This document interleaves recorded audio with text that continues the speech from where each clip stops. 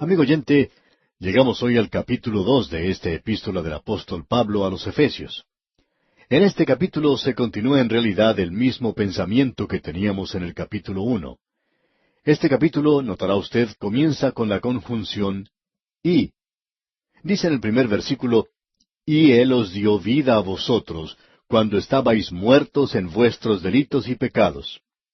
Ahora él está hablando aquí de ese tremendo poder que resucitó a Jesucristo de entre los muertos. Bien, este poder es el poder que nos hace hijos de Dios, porque nosotros estábamos muertos en nuestros delitos y pecados, como veremos más adelante. Ahora hemos recibido vida, como el apóstol Pablo va a decir, en Cristo. Y para eso hace falta poder. Y para eso es necesario usar el poder de la resurrección. Y es lo que tantos de los hijos de Dios quieran experimentar. Creemos que esto ha sido expresado en su mejor forma por Frances Ridley Havergal, cuando dijo, «Oh, déjame conocer el poder de la resurrección. Oh, déjame mostrar tu vida resucitada, meditando clara y calmadamente.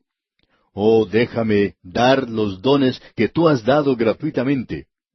Oh, permíteme vivir una vida abundante porque tú vives». De seguro que esa es la oración en el corazón de muchos hijos de Dios en la actualidad.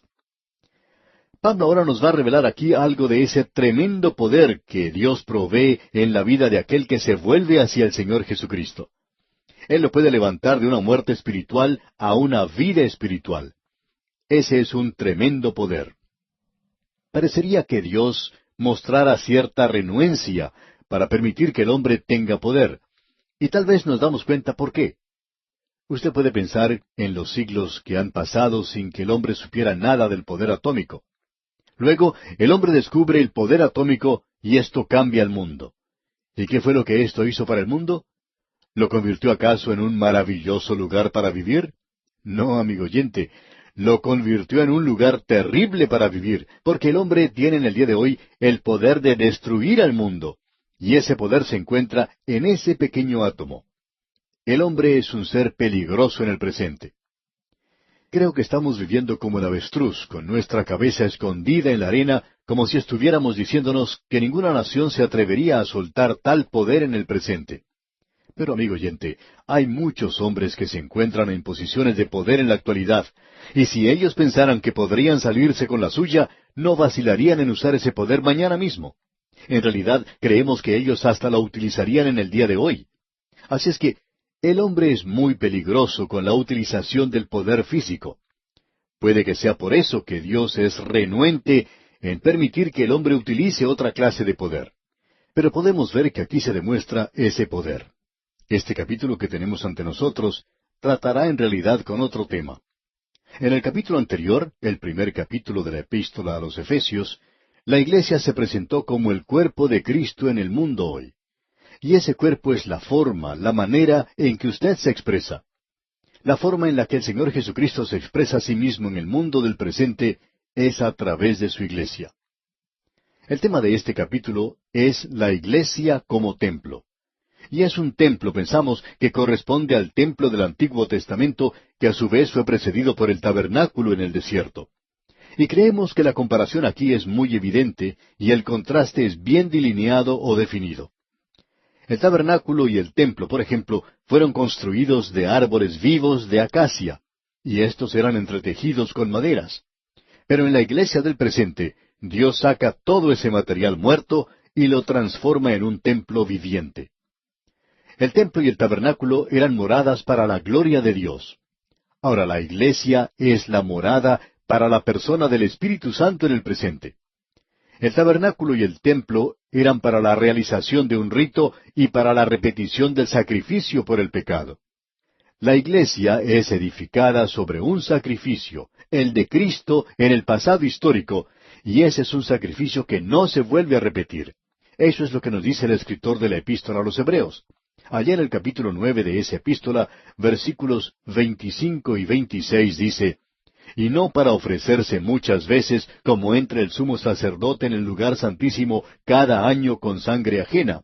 De otra manera, le hubiera sido necesario padecer muchas veces desde el principio del mundo. Pero ahora, en la consumación de los siglos, se presentó una vez y para siempre por el sacrificio de sí mismo para quitar de en medio el pecado. Ya no hay ningún rito en la iglesia. Como templo es algo funcional. El Espíritu Santo se mueve a través de piedras, rocas vivientes. Ahora, no hay ningún rito en la iglesia. No estamos de acuerdo con aquellos que opinan que la iglesia ha recibido un rito. Pensamos en la actualidad que hemos tenido un servicio si comenzamos con la doxología y luego tenemos un cántico, luego cantamos el himno tal y cual, todas las estrofas por supuesto, luego nos sentamos y leemos las Sagradas Escrituras. Eso quiere decir que ya hemos tenido un servicio. Lo único que quiere decir esto es que hemos pasado por un rito, y la iglesia no tiene ningún rito. Ahora alguien quizá nos diga, ¿entonces no debemos hacer eso? Bueno, la verdad es que no sabemos cómo se puede hacer de otra forma. Pero lo que queremos señalar es lo siguiente, que el simplemente pedir las mismas cosas, repetir las mismas palabras, ha llegado a perder todo su significado para muchas personas hoy. Y todo esto debería tener un gran significado. Son cosas propias, por supuesto, cuando hay significado que se expresa en ese servicio. Lo impresionante de nuestra era es que Dios no está morando en un templo hecho de manos, sino que está morando en los creyentes en forma individual. Permítanos, amigo oyente, leer lo que dice aquí en los Hechos de los Apóstoles, capítulo 17, versículos 24 y 25. El Dios que hizo el mundo y todas las cosas que en él hay, siendo Señor del cielo y de la tierra, no habita en templos hechos por manos humanas, ni es honrado por manos de hombres como si necesitase de algo, pues Él es quien da a todos vida y aliento y todas las cosas. Luego el apóstol Pablo nos dice allá en su primera epístola a los Corintios, capítulo 6, versículo 19, ¿O ignoráis que vuestro cuerpo es templo del Espíritu Santo, el cual está en vosotros, el cual tenéis de Dios, y que no sois vuestros? Quizá aquí debemos enfatizar algo que es muy importante, y es lo siguiente, que en el Antiguo Testamento Dios en realidad no moraba en el templo. Cuando Salomón edificó el templo, usted recuerda que durante la dedicación, él se levantó e hizo la siguiente declaración. He aquí que los cielos de los cielos, no te pueden contener, cuanto menos esta casa que yo he edificado. Y cualquier israelita con un poco de instrucción conocía que Dios no vivía en una pequeña caja, como muchos de los liberales en el día de hoy tratan de enseñar o han dicho. Cierto hombre, dando una disertación en una universidad hace varios años ya, dijo que los israelitas tenían un punto de vista primitivo en cuanto a Dios, que Él podía morar en una caja pequeña. Nos hubiera gustado que ese hombre no hubiera tenido un punto de vista primitivo de la Biblia, porque si él simplemente la hubiera leído, se hubiera dado cuenta que en el Antiguo Testamento no creían que Dios pudiera vivir en una caja pequeña. Y Dios nunca vivió en una casa aquí en esta tierra. Allí es donde Él se encontraba con los hijos de Israel, y en esa casa se tenía cierto rito. Tenían sus sacrificios. Pero la iglesia no tiene nada de eso en el presente. Usted puede notar ahora que existe aún otro gran contraste con el templo del Antiguo Testamento, y es la posición de los gentiles. Usted recordará que ellos eran prosélitos y que había un patio de los gentiles. Si usted alguna vez visita la ciudad de Jerusalén, vaya al Hotel de la Ciudad Santa y vea esa réplica. Se ha construido una maqueta de cómo era la ciudad de Jerusalén en los días de Herodes, que eran por supuesto los días del Señor Jesucristo. Y usted puede observar que los gentiles ocupaban un lugar muy apartado del templo mismo. Ellos no se podían acercar mucho. Y el apóstol Pablo va a decir más adelante, en este capítulo 2 de su epístola a los Efesios, vosotros, es decir, nosotros los gentiles, que en otro tiempo estabais lejos, habéis sido hechos cercanos por la sangre de Cristo. En el día de hoy hemos sido acercados bastante, como usted bien puede apreciar. En realidad, nosotros estamos en los lugares celestiales en Cristo. Y uno no puede mejorar eso de ninguna manera. Esto que hemos estado mencionando nos da ciertos antecedentes para poder comprender mejor este capítulo que comenzamos hoy. Antes de entrar en él, quisiéramos mencionar que hemos dividido este capítulo en tres partes principales. Tenemos ahora a la iglesia como un templo, y en primer lugar tenemos los materiales para la construcción. Esos son los 10 primeros versículos. Luego, en los versículos 11 al 18, tenemos el método de construcción. Luego, en los versículos 19 al 22, tenemos el significado de la construcción. Y todo esto es muy importante. Notemos ahora lo siguiente. Cuando estabais muertos en vuestros delitos y pecados, dice aquí el versículo 1. Ahora alguien quizá nos diga, un momento, usted ha dejado de lado el principio de este versículo que dice, y Él os dio vida a vosotros. Bueno, la verdad es que eso no se encuentra en el original. Se ha colocado esta frase allí para ayudar un poco a la traducción. Yo estoy dispuesto a admitir que algo corresponde en ese lugar para darle cierta explicación, y eso está bien. Pero como decimos, estamos tratando de demostrar aquí lo que dice el original, y de presentar un significado aquí sin tratar de ayudar en ninguna manera a la traducción. Leamos entonces. Cuando estabais muertos en vuestros delitos y pecados, en los cuales anduvisteis en otro tiempo, siguiendo la corriente de este mundo, o el espíritu de este mundo, es decir, según las cosas seculares, según la forma de hacer las cosas de este mundo, según el principio de este mundo. Ahora, con eso no nos referimos al mundo físico. Significa el cosmos, la sociedad, la civilización en la cual nos encontramos, o nuestra forma de vivir, si le parece bien. Nuestro estilo de vida, el estilo de vida de la actualidad. Conforme al príncipe de la potestad del aire, es decir, la autoridad, el espíritu que ahora opera en los hijos de desobediencia. Ahora el diablo toma este material muerto en el presente. Nosotros estamos muertos en nuestros delitos y pecados, y él provee energía. Esa es la razón por la cual esos cultos son tan antiguos como las hormigas mismas, y con los mismos resultados. Están muy ocupados. Esa es la razón por la cual muchas religiones falsas, amigo oyente, nos hacen avergonzar en el presente, porque Satanás es quien les da la energía. Alguien viene y nos dice, ¿sabe una cosa? Nos dicen que se está llevando a cabo milagros en tal y cual culto. No vamos a discutir sobre eso, quizás sea cierto. Sabemos que mucho de esto es exageración, pero ¿quién está haciendo eso? Eso es lo que quisiéramos saber. Satanás es capaz de duplicar muchos de los milagros que son milagros escriturales, digamos de paso. Después de todo, ¿no fueron los magos en Egipto capaces de duplicar el milagro de Moisés al principio? Pero llegó un día cuando ellos ya no lo pudieron hacer, por supuesto. Cuando uno se acerca al reino del nuevo nacimiento, cuando se comienza a acercar más a Dios, entonces podemos ver que Satanás no tiene ningún poder allí. Pero en cuanto se trata de engañar, de embaucar y defraudar y de llevar a la gente por un camino equivocado, entonces nos damos cuenta de que el diablo tiene mucho poder. Él es muy poderoso en esta clase de cultos que aparecen por todas partes del mundo. Hay algo más en cuanto a esta sección que tenemos ante nosotros. Y quisiéramos mencionarlo porque usted lo necesita para poder comprenderlo bien, y es lo siguiente. Que desde el versículo 1 hasta el versículo 7 de este capítulo 2, tenemos lo que es conocido en griego como una frase periódica. Esto quiere decir que la persona que escribió esto lo hizo de una forma un poco mejor que el griego común de esa época. El griego clásico está lleno de frases periódicas, y esa es la razón por la cual es difícil leerla. Tiene toda clase de genitivos absolutos, toda clase de frases y tiempos, y no es muy fácil al leerla. Pero el griego koiné, por lo general es fácil de leer. Pero aquí usted tiene una frase periódica que revela que el apóstol Pablo era capaz de, cuando él quería hacerlo, decir las cosas tal cual son como lo hace aquí. Podemos ver que en nuestra versión se finaliza la frase con un punto en el versículo 3. Y esto no solo es permitido, sino que eso está completamente correcto, porque tenemos aquí una declaración que está en contraste y que es unida por una conjunción, y se puede hacer perfectamente bien. Como ya hemos indicado, la conjunción y une este capítulo con el anterior, o sea, con el capítulo 1. El apóstol Pablo ha estado hablando acerca del tema de la salvación y del gran poder de Dios.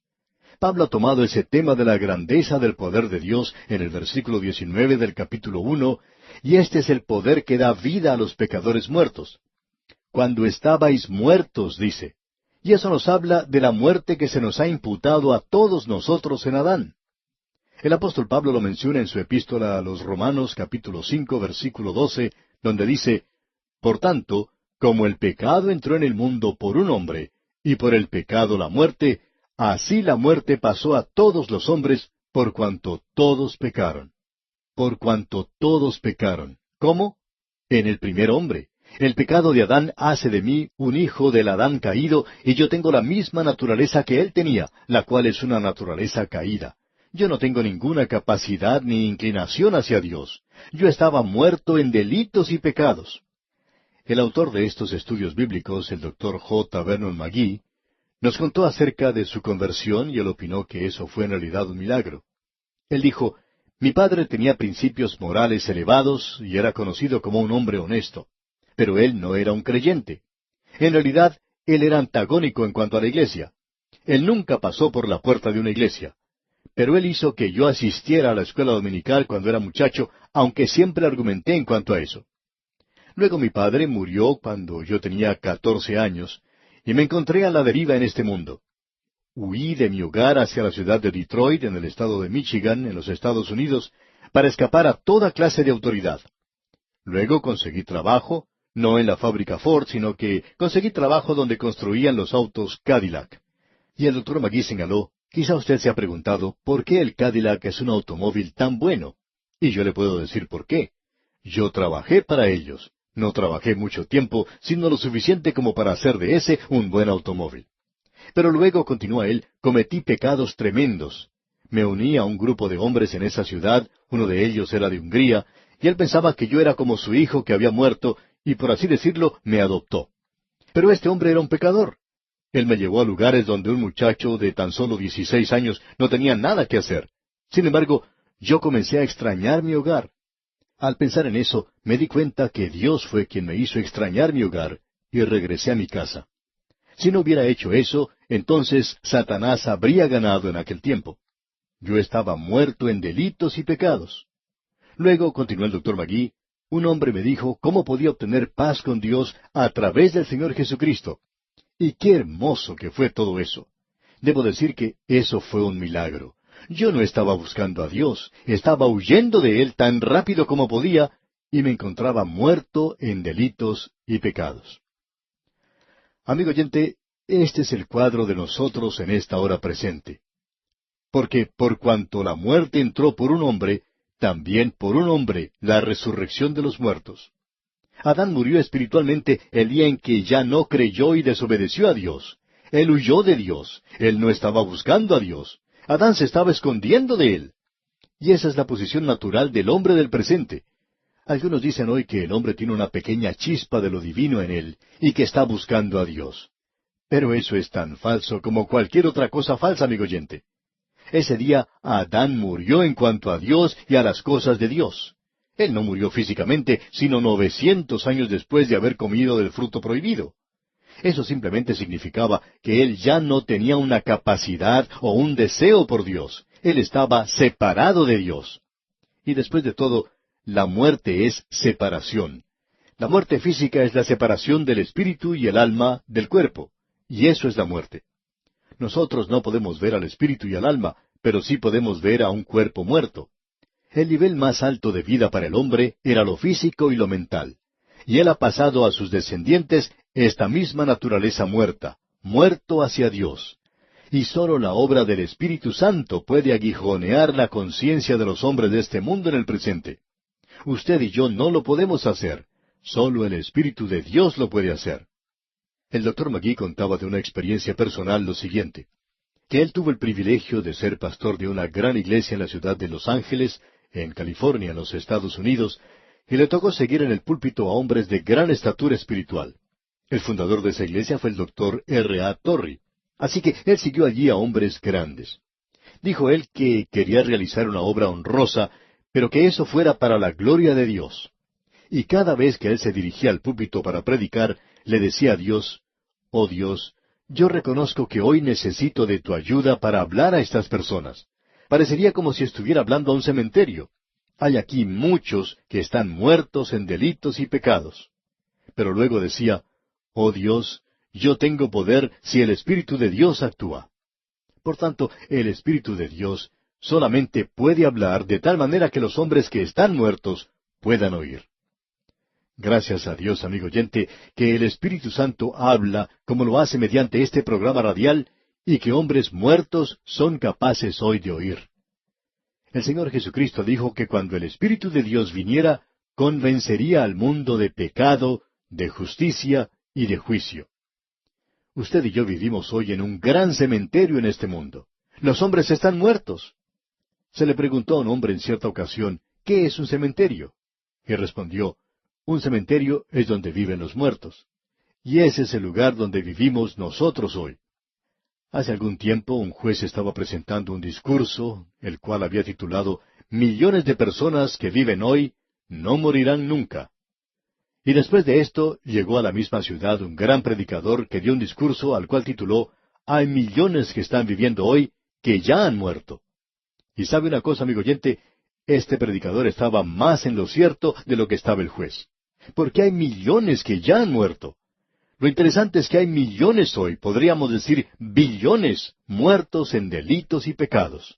Y ese es el cuadro que habla de nosotros hoy al estar muertos en delitos y pecados. Bien, los delitos nos hablan de lo que hizo Adán, y los pecados quieren decir que usted y yo, amigo oyente, hemos errado en el blanco en el presente. ¡Qué cuadro de la humanidad en el día de hoy! Y aquí nos detenemos por hoy porque nuestro tiempo ha concluido. Pero Dios mediante continuaremos este interesante estudio en nuestro próximo programa. Regresamos hoy, amigo oyente, a esta maravillosa sección del segundo capítulo de la Epístola a los Efesios. Y nos gustaría concluir esta parte diciendo lo siguiente, que estamos ahora en un área donde se menciona el pasado, el presente y el futuro de la Iglesia y de los creyentes. Lo podemos hacer aún más personal, amigo creyente. Aquí tenemos su pasado, su presente y su futuro. Quizá usted se ha encontrado alguna vez viajando y al pasar por cierta sección pobre de la ciudad, pudo apreciar un cartel en una casa donde decía, aquí adivinamos su pasado, su presente y su futuro. Por lo general, esta gente se ha ideado una forma de decirle a usted, cuando llega a ese lugar, que usted va a encontrarse de buenas a primeras con una fortuna y que usted va a recibir mucho dinero, que usted va a ser capaz de ganar mucho dinero. Eso siempre nos sorprende porque esta gente que dice conocer tanto acerca del futuro, por lo general viven en la sección más pobre de la ciudad. Ellos son tan pobres que en realidad no son capaces de sobrevivir en las grandes ciudades. Y hay muchas personas que van a ellos para que esta gente les diga cuál será el futuro de ellos. Es muy interesante notar que aún muchos de los hijos de Dios no permiten que Dios les presente su pasado, nuestro presente y nuestro futuro. Bueno, tenemos todo esto delante de nosotros aquí en este capítulo 2 de la Epístola a los Efesios. Ahora, en nuestro programa anterior consideramos lo que dice en el versículo 1, cuando estabais muertos en vuestros delitos y pecados. Este delito es lo que cometió Adán. Él sobrepasó los límites que Dios le había puesto, y pecados quiere decir errar al blanco. Nosotros no podemos lograr la meta establecida que ha sido puesta por Dios. Y esa es nuestra condición. Nosotros estamos muertos en delitos y pecados. Y para colmo de males, recibiendo nuestra energía del mismo Satanás. En otras palabras, el hombre que no es salvo camina por este mundo como un zombi espiritual. Él está muerto en delitos y pecados. También se nos sigue diciendo aquí, en los cuales anduvisteis en otro tiempo, siguiendo la corriente de este mundo. Es decir, ustedes anduvieron según la presente edad, el espíritu de esta edad y de este mundo. Eso se refiere a la sociedad en la cual estamos nosotros, lo que llamamos civilización hoy, el estilo de vida. Y luego dice, conforme al príncipe de la potestad del aire, el espíritu que ahora opera o da energías en los hijos de desobediencia. Satanás es quien está guiando a esta gente de la misma manera en que nos guió a nosotros antes. Ahora, ¿qué es lo que quiere decir andar conforme al espíritu de este tiempo en este mundo? Reconocemos que en este día y hora se habla mucho acerca de la separación. Por lo general, esto quiere decir que la separación indica que usted debe apartarse de aquello que es carnal y sin Dios. Pero debemos decir que este mundo se caracteriza por ciertos pecados mentales y espirituales que son en realidad, según nuestra opinión, ante los ojos de Dios, peores que los pecados físicos. Escuche usted lo que dice allá el apóstol Santiago en su epístola, capítulo 4, versículos 1 al 4. ¿De dónde vienen las guerras y los pleitos entre vosotros? ¿No es de vuestras pasiones, las cuales combaten en vuestros miembros? Codiciáis y no tenéis, matáis y ardéis de envidia, y no podéis alcanzar, combatís y lucháis, pero no tenéis lo que deseáis porque no pedís. pedís y no recibís, porque pedís mal para gastar en vuestros deleites. Oh almas adúlteras, ¿no sabéis que la amistad del mundo es enemistad contra Dios? Cualquiera pues que quiera ser amigo del mundo, se constituye enemigo de Dios. Amigo oyente, hay muchas personas que asisten a los servicios los domingos y que son tan santos como el que más. Y ellos, aun cuando hablan de ser creyentes separados, cuando llega el lunes por la mañana y comienzan a regresar a sus trabajos como cualquier otra persona, trabajan tan duro como cualquiera otro, deseando amontonar dinero a más no poder. Quieren gastarlo en sí mismos, de una manera egoísta. Ahora sabemos que eso es hablar muy fuerte y que hay muchas personas que no quieren escuchar que digamos estas cosas. Pero hay muchos creyentes que están viviendo de esta manera en este día. El apóstol Santiago, quien era una persona muy práctica, menciona esto. Ahora, amigo oyente, esto es de lo cual nosotros hemos sido salvos. De allí hemos sido sacados. El apóstol Juan lo explica de la siguiente manera, ya en su primera epístola, capítulo 2, versículos 15 al 17. No améis al mundo, ni las cosas que están en el mundo. Si alguno ama al mundo, el amor del Padre no está en él. Porque todo lo que hay en el mundo, los deseos de la carne, los deseos de los ojos y la vanagloria de la vida, no proviene del Padre, sino del mundo. Y el mundo pasa y sus deseos, pero el que hace la voluntad de Dios permanece para siempre. Hay muchas personas que en el día de hoy no están viviendo en pecado, según dicen. Ellas afirman, no, yo no cometería esos pecados, yo no viviría de la manera en que viven y actúan ciertas personas. Pero aquí nos preguntamos, como el doctor G. Campbell Morgan se preguntó en cierta oportunidad, ¿le gustaría hacerlo? ¿Es por esa razón que le gusta a usted ver esos programas de televisión en que muestran a esas personas haciendo todas esas cosas que usted no puede hacer? Porque usted se da cuenta que nosotros hacemos estas cosas por sustitución. Siempre hemos pensado que esa es la razón por la cual la historia del Hijo Pródigo es tan popular. Uno puede escuchar a algunos predicadores realmente agregar muchas cosas a esa historia. Usted habrá notado que el Señor Jesucristo nunca mencionó ninguno de los pecados que ese muchacho cometió cuando se fue lejos de su hogar. Pero uno ha oído a muchos predicadores dando sus sermones en los cuales uno va de un club nocturno al otro, de un bar a otro, de una casa de citas a otra. Y usted se da cuenta, amigo oyente, que hay muchas personas que se recrean con los sermones porque están sentados allí disfrutando y pecando por sustitución. Ahora, ¿le gustaría a usted vivir allí? Eso es lo que quiere decir Juan en su primera epístola, capítulo 2, versículo 15. No améis al mundo. ¿Lo ama usted, amigo oyente? ¿Cómo se siente usted acerca de lo que ocurre allí? Nosotros tendríamos que tomar la actitud que si estas cosas desaparecieran, nosotros ni siquiera las extrañaríamos. Hay muchas personas que en el día de hoy hablan del rapto de la iglesia, y es algo maravilloso de lo cual podemos hablar. Pero sentimos que habrá muchos que van a llorar cuando tengan que dejar este mundo, porque están tan envueltos en las cosas que aquí ocurren, están envueltos en el trabajo, en los negocios o en sus hogares, también en las actividades del club y de la iglesia, y en realidad no les gustaría irse de allí porque todo eso va a cambiar, digamos de paso. Bien, como dijimos, este es un lenguaje bastante fuerte y quizás sea demasiado rudo para usted en este día. Pero estamos demostrando aquí que los otros apóstoles, además de Juan, hablan de este mismo tema. Simón Pedro, por ejemplo, escribió en su segunda epístola, capítulo 2, versículos 14 y 15, lo siguiente. Tienen los ojos llenos de adulterio, no se sacian de pecar, seducen a las almas inconstantes, tienen el corazón habituado a la codicia y son hijos de maldición. Han dejado el camino recto y se han extraviado siguiendo el camino de Balaam, hijo de Beor, el cual amó el premio de la maldad. Ese es un cuadro del mundo perdido, amigo oyente. ¿Pertenece usted, hijo de Dios, a este cuadro en alguna forma u otra? Bueno, quizá hemos dicho suficiente en cuanto a esto. Ahora en Efesios estuvimos leyendo, conforme al príncipe de la potestad del aire, el espíritu que ahora opera en los hijos de desobediencia. No se puede servir a Dios y a Mamón, o como dice al final del versículo 24 del Evangelio según San Mateo capítulo 6, no podéis servir a Dios y a las riquezas. Usted debe elegir, amigo oyente, a quién va a servir.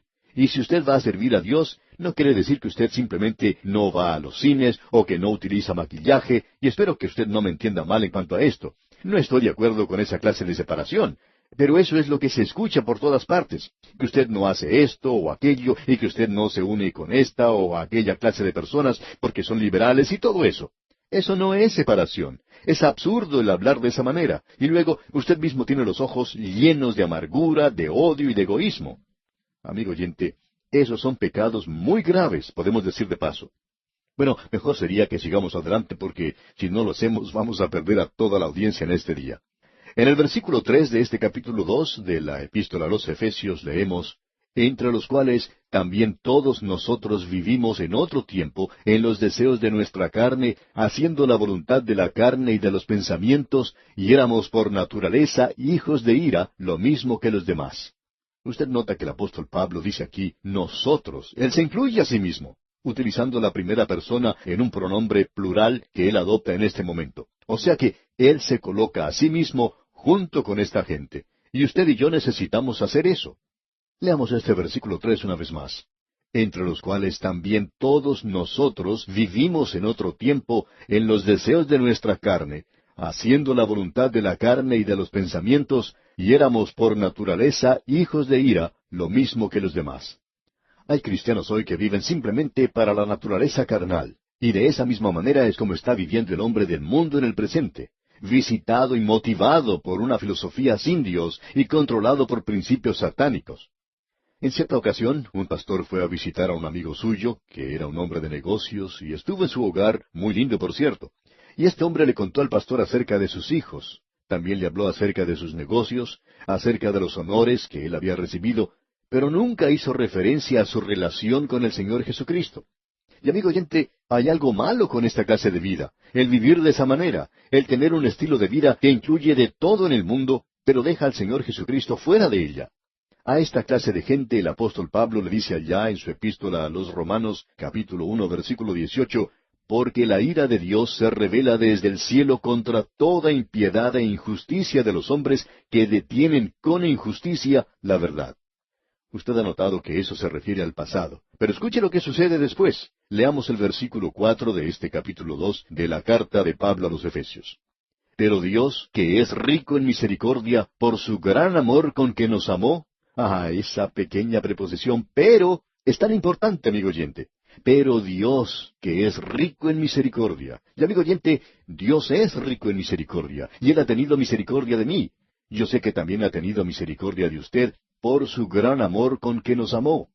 El amor no le capacitó para que nos salvara, pero el amor proveyó un Salvador para que Él pudiera perdonarnos, y Él es rico en misericordia en el día de hoy, amigo oyente. Ahora el versículo 5 de este capítulo 2 de la Epístola a los Efesios dice, aun estando nosotros muertos en pecado, nos dio vida juntamente con Cristo. Por gracia sois salvos. Él nos ha dado vida juntamente con Cristo. Y los dos versículos siguientes, los versículos 6 y 7 dicen, y juntamente con Él nos resucitó, y asimismo nos hizo entrar en los lugares celestiales con Cristo Jesús, para mostrar en los siglos venideros las abundantes riquezas de su gracia en su bondad para con nosotros en Cristo Jesús. Esas dos palabras al comienzo del versículo 4, pero Dios, demuestran un contraste radical de lo que ha ocurrido antes del versículo 4. Y esos tres primeros versículos de este capítulo eran tan negros y sin esperanza que resultan terribles. El hombre es un fracaso completo, es incapaz de salvarse a sí mismo. Y Dios entra a esta escena de muerte con su misericordia. Él no llega aquí con muy poco o demasiado tarde. Él tiene en excedente, porque un Dios infinito es rico de una manera infinita en su misericordia. Él tiene lo que el hombre necesita. Él tiene lo que usted necesita, amigo oyente. Lo único que se requiere es que el hombre crea en Él. Y Él hace esto por su gracia. Una mujer de uno de los barrios pobres de la ciudad de Londres fue llevada con un grupo de personas a unas vacaciones en el océano. Ahora ella nunca había visto el océano antes, y cuando lo observó se puso a llorar. Los que estaban con ella pensaron que era algo raro que ella se pusiera a llorar cuando ellos habían provisto para ella esta hermosa vacación. Así es que le preguntaron, ¿por qué estás llorando? Ella señaló el océano y dijo, esto es lo único que he visto, de lo cual hay sobreabundancia. Y amigo oyente, hay sobreabundancia de la misericordia de Dios. Él tiene océanos de misericordia, porque, ¿qué es lo que hace Dios? Él nos salva por su gracia. Permítanos ilustrar esto con un ejemplo. ¿Qué es lo que quiere decir el ser salvo por la gracia de Dios? Nosotros estábamos muertos en delitos y pecados, incapaces de salvarnos a nosotros mismos. Dios entra en esta escena y por gracia Él nos busca. Él no encuentra nada bueno en nosotros. Tiene que encontrarlo en sí mismo. Cuando Dios bajó a librar a Israel, No hizo eso porque ellos fueran gente hermosa y buena que le estaban sirviendo a Él. Ellos no eran así. Ellos eran gente de dura cerviz, lo dijo Él mismo. Eran idólatras. Estaban adorando a un becerro de oro que ellos mismos habían hecho en el desierto. Él dijo, he escuchado su clamor. ¿Por qué despertó eso interés en Él? Porque Él los amó. Y amigo oyente, Él le ama a usted y me ama a mí. Él nos ama a todos nosotros. Pero Él no nos salva por amor. Él nos salva por su gracia. Ahora alguien quizá pregunte, ¿cómo hace Él eso? Para aclarar esto quisiéramos contar algo que mencionó el doctor Magee, el autor de estos estudios bíblicos. Contaba él que por muchos años había tenido una clase bíblica en el sur de California, en los Estados Unidos. Había allí un grupo de la Cruzada Estudiantil para Cristo que estaba laborando en las playas cerca del condado de San Diego, y ellos habían guiado a muchos jóvenes a los pies de Cristo. Pues bien, algunos de estos jóvenes pertenecían a esos grupos rebeldes e indisciplinados. Pero dice el doctor Magee que él se dio cuenta que muchos de ellos eran personas genuinas y que llegó a la conclusión que no debía juzgar al hombre por su vestimenta. Se dice que nunca debemos juzgar a los hombres, a las personas, por sus vestidos o su apariencia. Y estos jóvenes, según informó la persona que estaba a cargo del grupo, escuchaban regularmente el programa radial a través de la Biblia en inglés. También utilizaban las cintas y los libros escritos por el doctor Magee, pero él no estaba enterado de eso. Ahora, cuando el doctor Magee fue a esa clase bíblica que él enseñaba, encontró sentados en las primeras filas a un grupo de esos jóvenes. Él dice que algunos de ellos estaban vestidos de una forma bastante diferente. Los varones tenían el cabello largo y todas las cosas que están asociadas con un grupo así. El doctor Magee dice que eso le sorprendió al principio, pero que él notó que ellos tenían sus Biblias y sus libros de apuntes, y que algunos tenían una vida espiritual que en muchos casos uno no encuentra ni aún en las mismas iglesias del día de hoy. Y estos jóvenes estaban demostrando una vida real. Bien, al final de la clase, uno de los jóvenes se acercó al doctor Magee para hacerle una pregunta. Este joven tenía escrito palabras por todas partes en su ropa. Tenía un sombrero bastante cómico y en el sombrero él había escrito las palabras amor, amor, amor. También en su chaqueta él había escrito estas mismas palabras, amor, amor, amor. Hasta tenía escrita la palabra amor en sus pantalones y sus zapatos. Y el doctor Magee le preguntó, ¿por qué tienes escrita esa palabra amor por todas partes? Ah, respondió el joven, Dios es amor.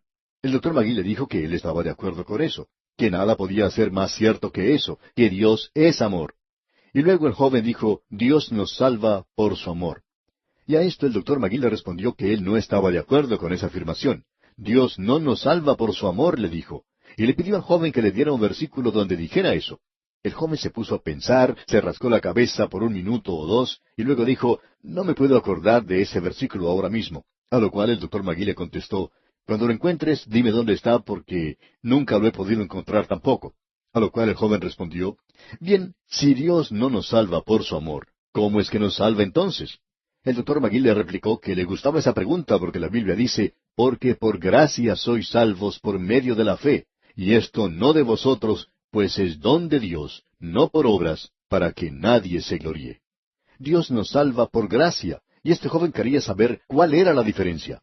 El doctor Magee le explicó que la diferencia es sencillamente la siguiente. Dios sí le ama, no pierda eso de vista, Dios nos ama, pero Dios, simplemente basándose en el amor, no puede abrir una puerta en la parte de atrás del cielo y hacernos entrar en la oscuridad de la noche. No puede derribar las barreras del cielo en el frente y permitirnos entrar por la puerta principal, porque Él no es solo un Dios de amor. En primer lugar, Él es un Dios de luz. Él es el soberano recto de este universo. Es justo, Él es santo y Él es bueno.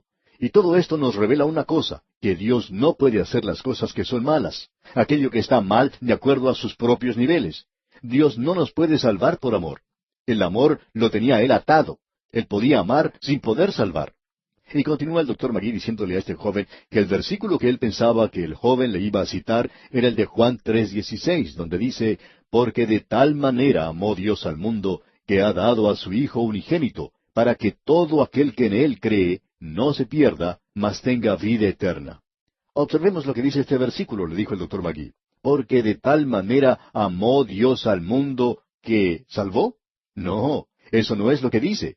De tal manera amó Dios al mundo que ha dado a su Hijo unigénito. Como tú puedes ver, Dios no podía salvar al mundo por amor, porque Él continúa diciendo, para que todo aquel que en Él cree no se pierda. Tú y yo vamos a perdernos. Somos pecadores perdidos y Dios aún nos ama, pero el amor de Dios no nos puede hacer entrar al cielo. Dios tuvo que proveer una salvación y Él pagó el castigo por nuestros pecados. Hasta aquí la experiencia que contó el doctor Magui. Ahora, Dios puede extender su mano a un mundo perdido y decirle, ahora, si creen en mi Hijo, porque Él murió por ustedes, si ustedes se acercan a mí en base a eso, entonces yo los puedo salvar. Ahora, Dios no nos salva por medio de su amor, Dios nos salva por su gracia. Y hablando honradamente, amigo oyente, creemos que eso es mucho más maravilloso.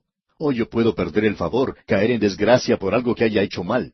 Y eso podía ocurrir con mis padres a causa del pecado. Pero yo nunca puedo caer en desgracia con Dios. Puedo perder mi comunión. Si yo peco, eso quebranta la comunión que tenemos. El Espíritu de Dios es afligido. Pero si yo regreso a Él y le confieso mi pecado, Él es fiel y justo para perdonar mis pecados y limpiarme de toda maldad. Si decimos que tenemos comunión con Él y andamos en tinieblas, mentimos y no practicamos la verdad. Pero si nosotros andamos en luz, tenemos comunión unos con otros. ¿Y qué es lo que sucede? Si yo ando en la luz de la palabra de Dios y veo que no alcanzo el objetivo, la sangre de Jesucristo, el Hijo de Dios, continúa limpiándome de todo pecado. ¿Por qué? Porque Dios lo va a hacer por gracia. ¿Y qué podemos decir acerca de la gracia? Bueno, Él es rico en gracia y en misericordia. Él extiende su misericordia hacia usted, amigo oyente, en el día de hoy. Dios extiende sus brazos hacia un mundo perdido y dice, si vienes a mí por mi camino, y de paso digamos que este es su universo, y Él está haciendo las cosas a su manera, quizá usted tenga una mejor manera de hacerlo, pero resulta que usted no tiene un universo. En cambio, Él sí lo tiene. Esto es de Él. Él es quien establece las reglas y usted tiene que acercarse a Él siguiendo lo que Él ha establecido. Él le ama. Usted no puede evitar que Él le ame, pero eso no está basado en lo que usted puede hacer. Usted no puede evitar que el sol continúe brillando, pero usted puede salir, apartarse de los rayos del sol. Y si usted peca en el día de hoy, estando fuera de la voluntad de Dios, volviendo su espalda a Él, usted no va a experimentar el amor de Dios. Pero si usted se acerca a Él a través de su Hijo Jesucristo, entonces Él le salvará. Dios es rico en misericordia. Ese es el estado presente del creyente. ¿Y cuál es ese? Bien, Él no solo nos levantó de un cementerio espiritual, sino que nos ha dado vida y nos ha sentado con Cristo hoy en los lugares celestiales. Recuerde usted que Él es la cabeza de la iglesia. Ya vimos eso en el primer capítulo de esta epístola. ¿Y qué es lo que Él va a hacer? Pues Él va a demostrar en las edades que están por venir que las riquezas de su gracia son abundantes y va a demostrar su misericordia hacia nosotros. Yo voy a ser exhibido un día y los ángeles van a pasar donde estoy y van a decir, miren a ese hombre allí. Él no merecía ser salvo. Él estaba perdido. Pero mírenlo ahora, se encuentra en el cielo. ¿Y por qué está allí? Gracias a las riquezas de la gracia de Dios. Dios tuvo misericordia de él. Dios lo salvó y Dios lo trajo aquí. Y eso va a ser para la alabanza de Dios a través de las edades eternas. Ahora yo no voy a recibir ningún encomio por esto. ¿Sabía usted eso? Yo no voy a recibir ningún encomio, pero ¿quiere saber también algo más? Yo voy a estar allí y eso es suficiente para mí. Yo voy a unirme a esas huestes angelicales y voy a cantar alabanzas a Dios. ¿Por qué? Porque Él me salvó, amigo oyente. Usted no puede tener algo mejor que esto. Esto es lo más maravilloso que yo sé que podamos tener. Aquí se nos dice de una manera maravillosa que hemos recibido vida juntamente con Cristo. Esa es una posición, el haber sido impartido con vida divina. Él nos resucitó y asimismo nos hizo sentar en los lugares celestiales con Cristo Jesús. Esa es la posición que se nos da a nosotros hoy en día. Y usted no puede agregar nada a eso. Y el camino es la gracia. La gracia es mencionada 2 veces aquí y usted no puede obtenerla, amigo oyente, de otra manera más maravillosa que esta. El poder alabarle por su gracia infinita y maravillosa. Y aquí nos detenemos por hoy porque nuestro tiempo ha llegado a su fin. En la continuación de este interesante estudio, retornaremos en nuestro próximo programa. Al comenzar hoy nuestro estudio, amigo oyente, vamos a leer una vez más los versículos 8 y 9 de este capítulo 2 de la Epístola a los Efesios. Y allí dice, porque por gracia sois salvos por medio de la fe, y esto no de vosotros, pues es don de Dios, no por obras, para que nadie se gloríe. Este es un gran versículo con el cual culmina esta sección en la cual el apóstol Pablo nos ha dado en realidad el pasado, el presente y el futuro del creyente. Nosotros estábamos muertos en nuestros delitos y pecados, andando conforme a la corriente de este mundo. Y ahora Dios, por medio de su gracia infinita, maravillosa, extiende su mano hacia nosotros y nos salva. Y debido a eso, tenemos un hermoso futuro delante de nosotros. Seremos puestos en exhibición, por así decirlo, revelando la gracia de Dios. Allí nos revelaremos lo bueno y lo dulce que somos nosotros y que asistimos a todos los servicios de los domingos. Por el contrario, seremos puestos en exhibición para la gloria de Dios. Y eso no me molesta en lo más mínimo, porque yo nunca pensé que podría llegar al cielo por mis propios méritos u obras. De modo que me complace el poder exhibir la maravillosa gracia de Dios. Será muy evidente que Él es quien me ha salvado. Ahora notemos lo siguiente. Porque por la gracia sois salvos por medio de la fe. Usted se ha dado cuenta que hemos cambiado esa frase un poquito. Dijimos la gracia. El apóstol Pablo está haciendo referencia a lo que se mencionó allá en el versículo 7, donde dice, para mostrar en los siglos venideros las abundantes riquezas de su gracia en su bondad para con nosotros en Cristo Jesús. Eso es algo especial. Es la gracia. Y es por la gracia que hemos sido salvos. Ahora espero que usted no llegue a decirnos, espero ser salvo. Porque usted, amigo oyente, puede decir en el día de hoy, puede decirlo de una manera segura y enfática, yo soy salvo. Ahora otra persona quizá diga, pero yo no me atrevería a hacer una declaración como esa porque no sé lo que traerá el futuro. Bueno, amigo oyente, esa no es la base de su salvación. Su salvación descansa sobre la gracia. Dios lo ha salvado a usted por gracia, y usted puede estar seguro de que el que comenzó en vosotros la buena obra, la perfeccionará hasta el día de Jesucristo. Eso lo dice el mismo apóstol Pablo allá en su epístola a los Filipenses capítulo 1 versículo 6. Y si usted, amigo oyente, es un hijo de Dios, usted se puede apartar de Él, pero Él siempre preparará un camino para que usted regrese a Él. Y por la gracia de Dios usted ha sido salvo. Usted tiene hoy una salvación que es completa. Y usted puede decir, basándome en lo que Cristo ha hecho por mí, y por el hecho de que el Espíritu Santo me ha impulsado hacia Cristo, y que he confiado en Él apoyándome en la palabra de Dios, yo he sido salvo. Y no es algo por lo cual nosotros decimos, espero ser salvo, o trataré de lograr esa salvación, sino que es una salvación por la cual uno puede decir con toda certeza, por la gracia yo he sido salvo, por medio de la fe, y esto no de vosotros, continuó el versículo, pues es don de Dios, no por obras, para que nadie se gloríe. Y el versículo 10 continúa el pensamiento, porque somos hechura suya, poiema es la palabra en el griego, creados en Cristo Jesús para buenas obras, las cuales Dios preparó de antemano para que anduviésemos en ellas. Permítanos mencionar a continuación una declaración que habla acerca de la gracia y del amor de Dios. Y la gracia de Dios ha sido definida teológicamente como un favor inmerecido. Y nos gusta referirnos a esto como un amor en acción. Y quisiéramos que usted escuche ahora lo que dice el doctor Louis Sperry Chafer. Y aquí está su declaración. Es muy importante y por tanto le invitamos a escuchar con atención. Dice él, existe una diferencia bien delineada entre el amor compasivo de Dios por los pecadores y su gracia que ahora se les ofrece por medio del Señor Jesucristo. El amor divino y la gracia divina no son una y la misma cosa.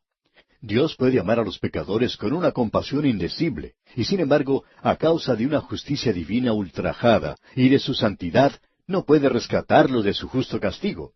Sin embargo, como se ha dicho anteriormente, si el amor pudiera proveer en forma gratuita por ese pecador todo lo que esa justicia divina y la santidad requieren, el amor de Dios quedaría libre para actuar sin ninguna limitación en favor de aquellos por los cuales se realizó ese sacrificio sustitutivo perfecto. Ese es el logro realizado por Cristo sobre la cruz. Por otro lado, la gracia divina y la salvación son la compasión ilimitada de Dios, actuando hacia el pecador en la base de esa libertad que ya ha sido asegurada a través del juicio justo contra el pecado, asegurado por Cristo en su muerte sacrificial. El amor divino puede desear el salvar, pero no le puede realizar justicieramente. Pero la divina gracia está libre para actuar ya que Cristo murió. Se observa entonces que el propósito general de Dios no es el de la manifestación de su amor únicamente, aun cuando su amor y su misericordia son mencionados juntamente con su gracia en este contexto y expresados en la muerte de Cristo, sino que es en su lugar la manifestación de su gracia. Hasta aquí la declaración del doctor Lewis Sperry Chafer. Ahora Dios, de su tesoro infinito, prodiga su gracia sobre los pecadores sin ninguna restricción o impedimento. La fe es la causa instrumental de la salvación. Es el único elemento que el pecador lleva a esa gran transacción de fe. Pero aquí se nos dice que ese es un don de Dios. Ahora alguien quizá diga, muy bien entonces, señor predicador, ya que es el don de Dios, y Dios no me lo ha dado, entonces creo que no tengo ninguna culpa de eso. Pero espere un momento, amigo oyente. Yo creo que Dios ha dejado eso bien en claro. Dice él, así que la fe viene por el oír, y el oír por la palabra de Dios. Bien, amigo oyente, si usted quiere confiar en Cristo, usted tiene que escuchar la palabra de Dios. Por tanto, Dios da fe a todos aquellos que prestan atención al mensaje del Evangelio. Y eso fue lo que nosotros notamos cuando estudiamos allá la segunda epístola del apóstol Pablo a los Corintios. Usted recordará que en aquella oportunidad destacamos una declaración maravillosa que encontramos allí, y creemos que sería bueno leerla. Allá en la segunda epístola a los Corintios, capítulo 3, versículo 13, leemos, «Y no como Moisés, que ponía un velo sobre su rostro, para que los hijos de Israel no fijaran la vista en el fin de aquello que había de ser abolido». Es decir, que el velo que se colocó Moisés sobre su rostro no fue porque él estaba encegueciendo a todos los demás, como si fuera una luz demasiado brillante, sino porque la gloria estaba desvaneciéndose, ya que pertenecía al sistema mosaico, pertenecía a la ley. Luego sigue diciendo en la misma segunda epístola a los Corintios, capítulo 3, versículo 14, «Pero el entendimiento de ellos se embotó, porque hasta el día de hoy, cuando leen el antiguo pacto, les queda el mismo velo no descubierto, el cual por Cristo es quitado». Ahora usted no necesita un velo porque Él es el Cristo descubierto, y el Evangelio ha sido declarado. Pero se nos sigue diciendo en el mismo pasaje de la segunda epístola a los Corintios, capítulo 3, versículos 15 y 16 ahora, «Y aún hasta el día de hoy, cuando se lee a Moisés, el velo está puesto sobre el corazón de ellos, pero cuando se conviertan al Señor, el velo se quitará». Ahora, ¿a qué se está refiriendo esto aquí? Pues hace referencia a cuando el corazón de ellos se vuelva hacia el Señor. Cualquier momento en que usted esté listo a volverse a Cristo, entonces usted puede hacerlo. Ahora alguien quizá diga, bueno, quizá a mí no se me ha otorgado el don de la fe. Amigo oyente, ese no es su problema. Su problema es que usted no quiere apartarse de sus pecados, los cuales están siendo condenados por la Biblia. Y en el momento en que usted se canse de sus pecados, en el momento en que usted quiera apartarse por sí mismo de las cosas de este mundo, de la religión, de todo, y volverse a Cristo, entonces usted recibirá fe. Usted puede confiar en Él. Sabe que a veces cansa un poco escuchar a personas que hoy nos dicen que tienen problemas intelectuales. Lo que usted tiene en realidad son problemas morales. Y queremos decir un problema moral real. Y si solo usted tuviera el valor de enfrentarse a ellos, usted se daría cuenta que ese es el problema principal en el día de hoy, en el corazón de la mayoría de la gente. Hay muchos santos en el presente que no disfrutan de su salvación. ¿Sabe usted que en una universidad los psicólogos hicieron un estudio y la segunda razón que encontraron ellos por la cual las personas están perturbadas emocionalmente y mentalmente inestables es porque esta gente, en lugar de estar viviendo en el presente y en el futuro, están viviendo en el pasado? Es una preocupación con el pasado, con las equivocaciones y los fracasos que sufrieron entonces, y están mirando todo el tiempo hacia atrás, al pasado, en lugar de mirar hacia adelante, hacia Cristo y confiar en Él. Ahora, la fe es el instrumento principal de salvación. Aquel gran predicador Spurgeon lo dijo de la siguiente manera: «No es el gozo en Cristo que lo salva a usted, es Cristo. No es la esperanza en Cristo la que lo salva, es Cristo. No es ni siquiera su fe en Cristo, aun cuando ese es el instrumento, es la sangre de Cristo y su propio mérito. Ahí es donde se encuentra el poder y allí es donde está también la salvación». El apóstol Pablo no está hablando acerca de la fe cuando él dice, «y esto no de vosotros». Él está hablando acerca de la salvación, y la salvación es el don que elimina la jactancia. Todo esto es de Dios y nosotros somos nada. Si usted ocupa la posición de un cero y luego permite que Él sea el que escribe la suma, entonces, amigo oyente, Eso es salvación. Aquí se nos dice que la iglesia es hechura suya, es decir, de Dios. Este es un versículo maravilloso el que tenemos ante nosotros. Veamos ahora aquí el versículo 10 de este capítulo 2 de la Epístola a los Efesios. Porque somos hechura suya, creados en Cristo Jesús para buenas obras, las cuales Dios preparó de antemano para que anduviésemos en ellas. La palabra griega que se utiliza aquí es poiema. De allí sale la palabra poema en nuestro idioma. La iglesia es su poema. Y amigo oyente, esa iglesia a la que nos referimos aquí no es en realidad la iglesia local que pudimos observar allá en la epístola a los Gálatas, sino que aquí estamos observando al cuerpo de los creyentes desde el día de Pentecostés hasta la segunda venida de Cristo, los verdaderos creyentes. Estoy seguro que ellos se encuentran en las iglesias locales. Los grupos de creyentes son hechura suya y son creados en Cristo Jesús. Y es por eso que ellos son una nueva creación y están en Cristo Jesús. ¿Pero para qué? Para buenas obras. Y cuando lleguemos a la última parte de esta epístola a los Efesios, Pablo nos dirá que debemos andar aquí de una manera que sea aceptable ante Dios. Leamos nuevamente el versículo 10 de este capítulo 2 de la epístola a los Efesios. Porque somos hechura suya, creados en Cristo Jesús para buenas obras, las cuales Dios preparó de antemano para que anduviésemos en ellas. Dios quiere que nosotros, amigo oyente, aun cuando estemos en los lugares celestiales, que andemos aquí de una manera que le traiga gloria a su nombre. Y el apóstol Pablo hablará de eso en los últimos 3 capítulos de esta epístola a los Efesios que estamos estudiando. Llegamos ahora al método de la construcción de la iglesia como templo de Dios. Él dice aquí en la primera parte del versículo 11, Por tanto, acordaos de que en otro tiempo vosotros, los gentiles en cuanto a la carne, y nos damos cuenta aquí que en su mayoría la iglesia de Éfeso estaba formada por gentiles. Había allí nada más que una colonia de judíos en la ciudad de Éfeso. Leamos ahora los 2 siguientes versículos, los versículos 11 y 12 de este capítulo 2 de la Epístola a los Efesios. Por tanto, acordaos de que en otro tiempo vosotros, los gentiles en cuanto a la carne, erais llamados incircuncisión por la llamada circuncisión hecha con mano en la carne. En aquel tiempo estabais sin Cristo, alejados de la ciudadanía de Israel y ajenos a los pactos de la promesa, sin esperanza y sin Dios en el mundo. Ahora, ¿qué significa estar perdido? Usted recordará que aquí se nos menciona varias cosas en cuanto a esto. Es decir, que estamos alejados de la ciudadanía de Israel. No tenemos ningún derecho de ir al Antiguo Testamento y tomar las promesas que Dios hizo al pueblo de Israel y utilizarlas para nosotros mismos. Él no hizo esas promesas para nosotros. Nosotros estamos alejados de la ciudadanía de Israel y ajenos a los pactos de la promesa. Dios hizo ciertas promesas a la nación de Israel y ellos le pertenecen a Él. Él les había prometido esa tierra. Ellos la recibirán algún día, pero lo tendrán que hacer según sus formas y estatutos, no según los de ellos. Y nosotros éramos ajenos a los pactos de la promesa. Ahora, aun cuando Él no nos ha prometido un lugar aquí en esta tierra, Él sí nos ha prometido un lugar en los cielos. Pues podemos leer allá en el Evangelio de Juan, Voy pues a preparar lugar para vosotros, y si me fuere y os preparare lugar, vendré otra vez y os tomaré a mí mismo, para que donde yo estoy, vosotros también estéis. Esa era la posición que nosotros teníamos como gente o pueblo perdido. Éramos como extraños, alejados del pacto de la promesa. Ahora notemos lo que sigue diciendo en este versículo. Sin esperanza.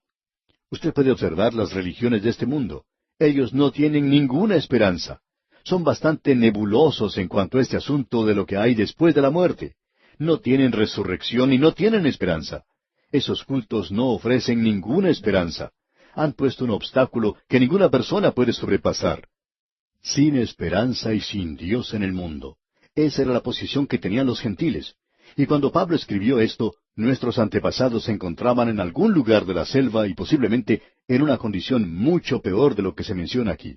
Eran paganos y esa era nuestra condición, sin esperanza y sin Dios en el mundo. Eso es lo que quiere decir, amigo oyente, el estar perdido. Y esa es la condición en la cual se encuentra una multitud de personas alrededor nuestro en el presente. Ellos no tienen esperanza y están sin Dios en el mundo. Hablando francamente, yo diría que si me encontrara en la posición en la que muchas de esas personas se encuentran en el día de hoy, me iría a un bar y trataría de emborracharme para olvidarme de todo. ¿Qué otra cosa puede hacer uno? Usted no tiene ninguna esperanza. La única esperanza que usted tiene se encuentra aquí en este mundo. Por tanto, habría que tratar de sacarle todo el jugo que se pueda porque no se recibe nada del otro lado. Usted está sin esperanza y sin Dios en este mundo, y está alejado del pacto de la promesa. Eso es encontrarse en una posición bastante difícil. Esas cosas que se mencionan aquí son terribles, digamos de paso. Pero debemos notar que algo más ha sucedido. Leamos el versículo 13. Pero ahora, en Cristo Jesús, vosotros que en otro tiempo estabais lejos, habéis sido hechos cercanos por la sangre de Cristo. Se nos dice que los gentiles tenían un patio cerca del tabernáculo, que podían acercarse allí, pero estaban muy apartados del mismo tabernáculo. Estaban muy alejados entonces, pero ocurrió algo maravilloso, y es que la sangre de Cristo nos ha acercado y nos llevará algún día hasta el mismo cielo. Notemos ahora lo que dicen los versículos 14 al 17 de este capítulo 2 de la Epístola a los Efesios. Porque Él es nuestra paz, que de ambos pueblos hizo uno, derribando la pared intermedia de separación, aboliendo en su carne las enemistades, la ley de los mandamientos expresados en ordenanzas, para crear en sí mismo de los dos un solo y nuevo hombre, haciendo la paz, y mediante la cruz reconciliar con Dios a ambos en un solo cuerpo, matando en ella las enemistades. Y vino y anunció las buenas nuevas de paz a vosotros que estabais lejos y a los que estaban cerca. Así es que cuando usted se acerca al Señor Jesucristo, amigo oyente, no solamente pasa a formar parte de un cuerpo, sino que es llevado a un lugar donde usted puede estar ante Dios en un mismo nivel con los demás. Usted y yo podemos estar al mismo nivel ante Él, y por tanto, el asunto de la separación de los creyentes en el día de hoy no debe ser enfatizado bajo ninguna circunstancia. Nunca debe ser algo que se destaque como un nivel social. Nunca debe ocupar una base como esa, porque todos hemos sido hechos uno en Cristo. No interesa quién sea usted. Si usted es un creyente en Cristo, usted y yo vamos a estar juntos por toda la eternidad. Y yo no sé por qué no podríamos hablarnos de vez en cuando en este mundo. Deberíamos hacerlo. De modo que tengamos en cuenta esto. Y aquí, amigo oyente, vamos a detenernos por hoy. Continuaremos, Dios mediante, en nuestro próximo programa. Mientras tanto, le recomendamos que se lea el resto de este capítulo 2 de esta epístola a los Efesios, para que esté así mejor preparado para nuestro próximo estudio. En efecto, debería hacer esto antes de llegar a cada estudio. Deseamos hoy finalizar, amigo oyente, este hermoso capítulo 2 de esta epístola a los Efesios. Usted se habrá dado cuenta que en nuestro programa anterior pasamos más bien rápido por los versículos 14 al 17. Quisiéramos ahora mencionar una o dos cosas acerca de eso porque lo que el apóstol Pablo está diciendo aquí es que el Señor Jesucristo es nuestra paz, es decir, la paz para los judíos y los gentiles, porque aquí se nos presenta un contraste entre ellos, derribando la pared intermedia de separación y la enemistad que había entre los dos para crear ahora un nuevo hombre. O sea que nos puso juntos en Jesucristo y nos dio la paz. Es decir, tenemos paz con Dios. Veamos ahora lo que dice el versículo 16 de este capítulo 2.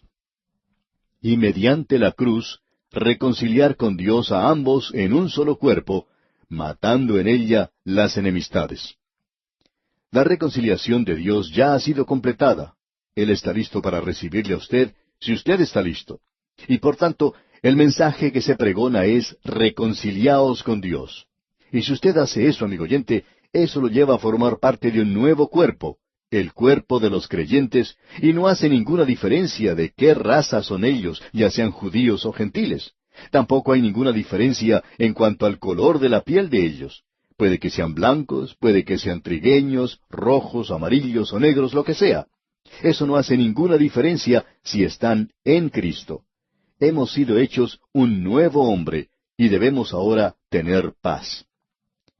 Usted se puede dar cuenta que el énfasis de este pasaje ante nosotros es puesto sobre la gloriosa persona del Señor Jesucristo. No solo hizo paz por medio de la cruz, sino que aquellos que confían en Él son colocados en Él y llegan a ser un nuevo hombre. Y el contraste, por supuesto, como ya hemos indicado, se encuentra entre el judío y el gentil. Dios fue quien hizo originalmente una diferencia al separar a los judíos de las demás naciones. Esa diferencia los llevó a ellos a tener cierto orgullo espiritual de parte de los judíos, por supuesto, y por tanto hubo odio entre el gentil y el judío. Cuando un judío y un gentil son colocados en Cristo, hay paz, no solamente debido a la nueva posición, sino a causa de que algo nuevo ha entrado a existir. El apóstol Pablo identifica esto como al hombre nuevo en Cristo. Somos algo nuevo. Así es que Pablo le había dicho a los Corintios, allá en su primera epístola a los Corintios, capítulo 10, versículo 32, les había dicho, no seáis tropiezo ni a judíos, ni a gentiles, ni a la iglesia de Dios. La iglesia es el hombre nuevo. El gentil no es llevado al mismo nivel que los judíos ante Dios. Él es en realidad elevado a una posición más alta. Permítanos compartir ahora una declaración que hizo Crisóstomo hablando de este tema. Él dijo, Él no quiere decir que nos haya elevado a esa alta dignidad de ellos, sino que nos ha levantado a ambos y nos ha colocado aún mucho más alto. Permítame darle una ilustración. Imaginemos que hay dos estatuas, una de plata, la otra de plomo. Y luego ambas son derretidas y las dos convertidas en oro. Así es como Él ha hecho de los dos uno. Hasta aquí esta declaración de Crisóstomo. Creemos que esa es una ilustración maravillosa de cómo nosotros hemos sido unidos en Cristo. Permítame decirle, amigo oyente, que yo no creo en la fraternidad universal del hombre, ni en la paternidad universal de Dios. Para mí eso es una herejía. Perdóneme por decir eso, pero así es como son las cosas. Yo creo que la fraternidad la forman aquellos que están en Cristo. Un hombre puede tener la piel tan blanca como la nieve, pero si él no es un hijo de Dios, él no es mi hermano. Simplemente eso. No importa lo que usted diga, él no es mi hermano. Quizá exista un hombre que tenga su piel tan negra como la medianoche, y si él es un hijo de Dios, entonces, amigo oyente, él sí es mi hermano. Usted no puede escaparse de eso. Somos algo nuevo, somos en Cristo un hombre nuevo. Y este es el edificio, el templo que Dios está edificando en el día de hoy. Sería más acertado decir, por tanto, que el judío ha sido rebajado al nivel del gentil, ya que ambos se encuentran en el mismo estado de pecado, porque en ese sentido todos somos hermanos como pecadores, hijos de Adán. Porque el apóstol Pablo dice allá en su epístola a los Romanos capítulo 3 versículo 9, ¿qué pues? ¿Somos nosotros mejores que ellos? En ninguna manera, pues ya hemos acusado a judíos y a gentiles que todos están bajo pecado. Ese es el estado en el cual nos encontramos. La paz de la cual se habla aquí en la epístola a los Efesios es una paz entre el judío y el gentil. Cuando el judío y el gentil se acercan a la cruz como pecadores, son hechos una nueva creación, un nuevo hombre, el cuerpo de Cristo, el templo del Espíritu Santo. En el Antiguo Testamento, el templo que había seguido al tabernáculo de Moisés estaba señalado por divisiones. Existía 3 entradas a 3 departamentos: el patio de afuera, el lugar santo y el lugar santísimo. Luego había otras divisiones apartadas para los sacerdotes, Israel, las mujeres y los gentiles. Ahora Cristo, por medio de su muerte, quitó el velo y Él se convirtió en el camino, o sea, el patio de afuera. La verdad, el lugar santo, y la vida, el lugar santísimo. Así es que uno pasa a través de Cristo y llega directamente a Dios. Y aquellos que se acercan a Él son quitados de su pequeño departamento y colocados en Cristo, el nuevo templo, donde no existe ningún departamento ni separación. La cruz disuelve todas las barreras y el Evangelio es predicado a los gentiles, aquellos que están lejos, y los judíos, los que están cerca. ¡Qué hermoso cuadro el que tenemos ante nosotros! Veamos ahora lo que dice aquí el versículo 18 de este capítulo 2 de la epístola a los Efesios. Porque por medio de Él, los unos y los otros, tenemos entrada por un mismo espíritu al Padre. Me pregunto yo si usted se ha dado cuenta de este pequeño versículo aquí. Es un gran versículo. Es como un pequeño átomo. Aquí encontramos a la Trinidad. Notemos lo que dice. Porque por medio de Él, o sea, Cristo, los unos y los otros tenemos entrada por un mismo espíritu, y este aquí es el Espíritu Santo, al Padre. Y ese es Dios el Padre. Usted puede ver que el judío y el gentil ante la cruz no solo se ven en un mismo nivel como pecadores, sino que a través de Cristo ambos tienen acceso similar a Dios, lo cual es un privilegio glorioso para cualquier ser humano. Y esa es una de las cosas de las que Pablo hace referencia ya en el capítulo 5 de su epístola a los Romanos, que los beneficios son la justificación por medio de la fe. Nosotros tenemos acceso a Dios por medio de Jesucristo, y eso es hermoso. Yo no creo que uno pueda entrar a la presencia de Dios de una manera descarada, pero es un privilegio real y verdadero el que tenemos nosotros de poder tener acceso por medio de Jesucristo al Padre. No me interesa conocer quién es el creyente más humilde. Él tiene tanto derecho de llegar allí como el más ilustrado, o el más rico, o como el presidente de cualquier nación. Usted, amigo oyente, tiene el mismo derecho. Y esa es la razón por la cual hemos solicitado a la gente que ore por nosotros, y en particular por este estudio bíblico que siga siendo de inspiración a cuantos lo escuchan. El Dr. J. Vernon McGee, autor de estos estudios bíblicos, contaba que hubo muchas personas que le dijeron que por qué él había pedido a toda la gente que orara, que por qué no le había pedido a unos pocos que lo hicieran. A lo cual él contestó, porque he creído que cada creyente tiene acceso ante Dios. Y siguió diciendo, yo creo en el sacerdocio de los creyentes, que todos nosotros tenemos acceso ante Él. Y así es, amigo oyente, es algo maravilloso este nuevo edificio del cual estamos hablando. En los versículos 19 al 22 tenemos el significado de la construcción del edificio. Leamos estos versículos 19 y 20 primero. Así que ya no sois extranjeros ni advenedizos, sino conciudadanos de los santos y miembros de la familia de Dios, edificados sobre el fundamento de los apóstoles y profetas, siendo la principal piedra del ángulo Jesucristo mismo.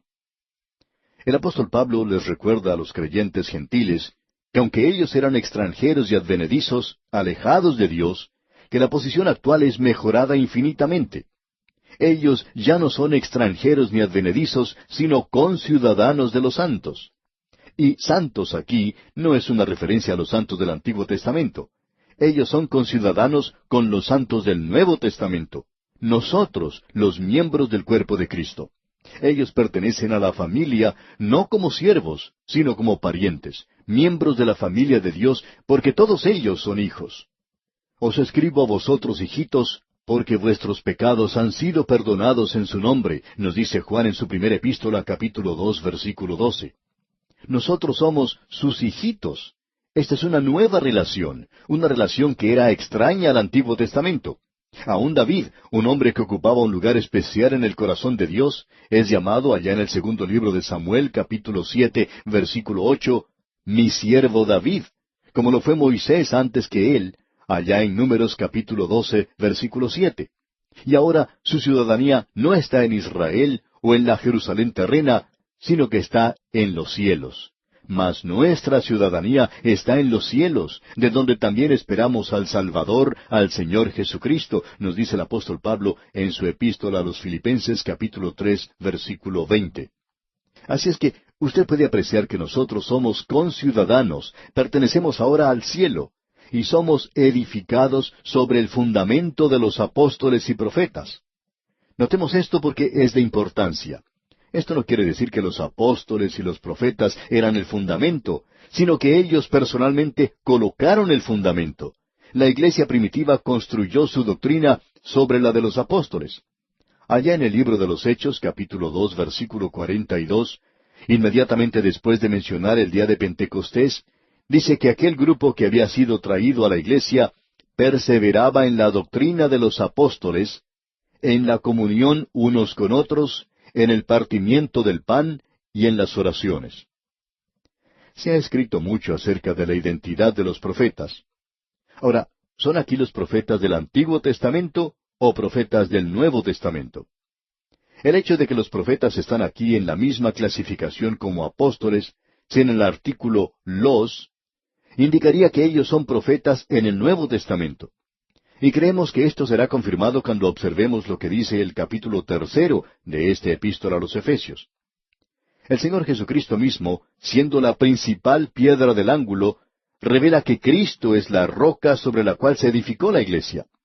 El apóstol Pablo nos dice eso de una manera muy clara allá en su primera epístola a los Corintios, capítulo 3, versículo 11, cuando dice, porque nadie puede poner otro fundamento que el que está puesto, el cual es Jesucristo. Y el apóstol Pedro lo dice de la siguiente manera, allá en su primera epístola, capítulo 2, versículos 6 al 8. Por lo cual también contiene la Escritura, he aquí pongo en Sión la principal piedra del ángulo, escogida, preciosa, y el que creyere en él no será avergonzado. Para vosotros, pues, los que creéis, él es precioso. Pero para los que no creen, la piedra que los edificadores desecharon ha venido a ser la cabeza del ángulo, y piedra de tropiezo y roca que hace caer, porque tropiezan en la palabra, siendo desobedientes, a lo cual fueron también destinados. Lo importante de notar aquí es que Pedro está diciendo que el Señor Jesucristo es la cabeza del ángulo. Él es esa roca, la roca sobre la cual está edificada la iglesia. Así es que Pedro le había entendido muy bien al Señor Jesucristo cuando Él le dijo allá en el Evangelio según San Mateo, capítulo 16, versículo 18, usted recuerda, y yo también te digo que tú eres Pedro, y sobre esta roca edificaré mi iglesia, y las puertas del Hades no prevalecerán contra ella. Ahora, ¿de qué está hablando el Señor Jesucristo aquí? Él está hablando de sí mismo. Él es la roca sobre la cual está edificada la iglesia. Y los apóstoles y los profetas colocaron este fundamento, digamos de paso, siendo la principal piedra del ángulo, Jesucristo mismo, la roca sobre la cual está edificada la iglesia. Él es el fundamento. Veamos ahora los versículos 21 y 22 de este capítulo 2 de la Epístola a los Efesios. En quien todo el edificio, bien coordinado, va creciendo para ser un templo santo en el Señor, en quien vosotros también sois juntamente edificados para morada de Dios en el Espíritu. Nuevamente la analogía que tenemos aquí es en referencia al templo del Antiguo Testamento. Y también pensamos que es obvio que se hace referencia al ritual del Antiguo Testamento. Aún así, el contraste se nos revela por medio de una analogía. Había, por ejemplo, varios edificios en el templo de Jerusalén. No creemos que Pablo esté haciendo referencia aquí a esos diferentes edificios. Él quiere decir que cada creyente individualmente es colocado dentro de la estructura total y que esa es la forma en que Pedro lo expresó. Usted recuerda que nosotros somos piedras, que somos colocadas allí, edificados sobre Cristo la roca. Pablo está hablando aquí de la iglesia como un templo que está siendo construido en el presente.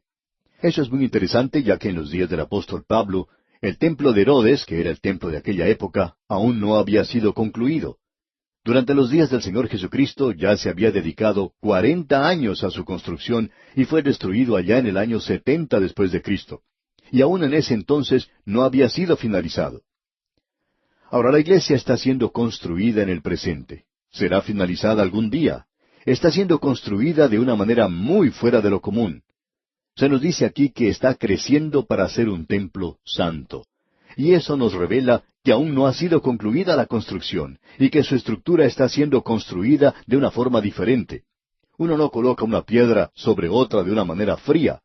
Este templo está creciendo. Dios está tomando un material muerto, muerto en delitos y pecados, le da vida habiéndolo hecho renacer, y ahora está creciendo para ser un templo viviente.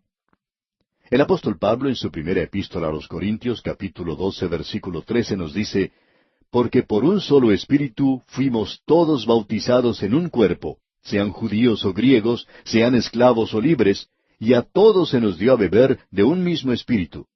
Se lo llama un templo santo. Es santo porque en él mora el Espíritu Santo. Por el bautismo del Espíritu Santo, el pecador salvado es colocado en el Señor. El Espíritu Santo mora, reside en cada creyente. Eso se nos menciona allá en la epístola a los Romanos capítulo 8, versículo 9. Dice, mas vosotros no vivís según la carne, sino según el Espíritu, si es que el Espíritu de Dios mora en vosotros. Y si alguno no tiene el Espíritu de Cristo, no es de él. Es una habitación, es decir, un templo permanente de Dios en el Espíritu. Cuando dos creyentes se reúnen en un edificio para adorar, el Espíritu Santo está presente. En ese sentido, Dios se encuentra en ese edificio. Pero cuando cada creyente se aleja de ese edificio, queda vacío. Dios no se encuentra en ningún edificio de una iglesia en el presente, como tampoco se encuentra en algún bar de la ciudad.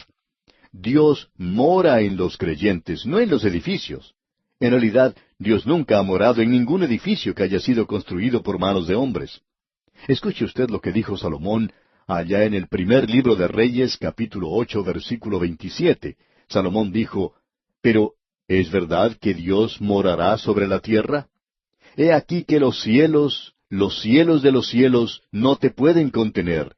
¿Cuánto menos esta casa que yo he edificado?» Es una filosofía pagana la que coloca a Dios en una estructura que haya sido construida por seres humanos. El propósito de la iglesia como templo es de revelar la presencia y la gloria de Dios sobre la tierra. Cuando los creyentes se reúnen en una iglesia, se debe hacer la impresión sobre el mundo, aún en esta nuestra era, que Dios se encuentra en su templo santo. El mundo debería sentir que Dios puede ser hallado en un servicio de la iglesia. Pero yo me pregunto, ¿puede Él estar allí hoy? Siento mucho si pareciera que estuviera criticando en este momento, pero, amigo oyente, el mundo no está seguro hoy si Dios se está reuniendo con la gente en este día. Estoy seguro de que habrá muchos más presentes si supieran por seguro que Dios estaría allí. Y entramos ahora al capítulo 3, y aquí vemos a la iglesia como un misterio. Este es el último capítulo en el cual vemos el lado doctrinal. En el siguiente capítulo vamos a ver el lado práctico de esta epístola. Pero ahora la iglesia es un misterio. En los primeros 4 versículos tenemos la explicación de este misterio. Los versículos 5 al 13 nos dan la definición del misterio. Luego tenemos la segunda oración del apóstol Pablo en los versículos 14 al 21. Una oración por plenitud interior y conocimiento. Quisiéramos decir en los pocos minutos que nos quedan algunas palabras de introducción al capítulo 3. ¿Qué queremos expresar cuando decimos que la iglesia es un misterio? Hay un gran malentendido en cuanto a esto. 2 puntos de vista que están extremadamente opuestos en nuestros días, y estos 2 puntos de vista son en realidad un misterio para mí también. Pero no era la intención del apóstol Pablo que eso resultara en esa clase de misterio. Esa palabra misterio no tiene ningún parecido, digamos de paso, al significado moderno que nosotros le damos a esa palabra. Aquí no se está hablando de una novela de misterio. En su lugar se trata de algo que antes no había sido revelado, pero que ahora sí se ha manifestado. En este caso es la iglesia que no ha sido revelada en el Antiguo Testamento, y es únicamente una revelación en el Nuevo Testamento. Moffat ha traducido esta palabra misterio como secreto divino, y Weymouth usa la palabra verdad. Me gusta la expresión secreto divino. Un secreto divino es algo que Dios no había revelado hasta cierto punto. Ahora Él lo va a revelar. Bueno, ya hemos cubierto este terreno cuando observamos esta misma palabra allá en el capítulo 1 de esta epístola a los Efesios.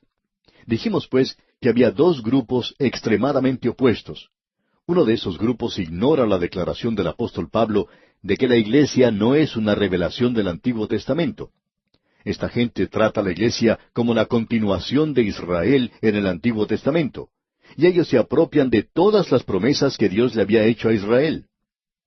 El doctor Ironside tuvo en su poder una Biblia en la que se leía en los libros de los profetas del Antiguo Testamento algunos capítulos con la siguiente inscripción: bendiciones para la iglesia. Y era algo para Israel. Luego en otra parte de esa misma Biblia decía maldiciones para Israel. Es interesante notar que la iglesia se apropiaba de las bendiciones, pero dejaba las maldiciones para Israel. La verdad es que ambas pertenecían a Israel, debemos decir de paso. El otro grupo le da demasiado énfasis a la declaración de Pablo cuando dice, me fue declarado el misterio y mi conocimiento en el misterio de Cristo.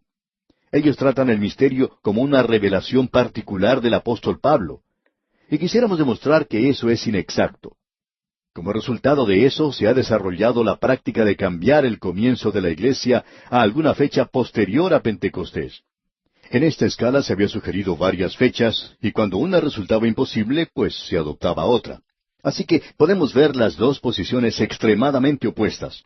Y nosotros creemos que es algo que es muy maravilloso aquí, y lo veremos Dios mediante en nuestro próximo programa.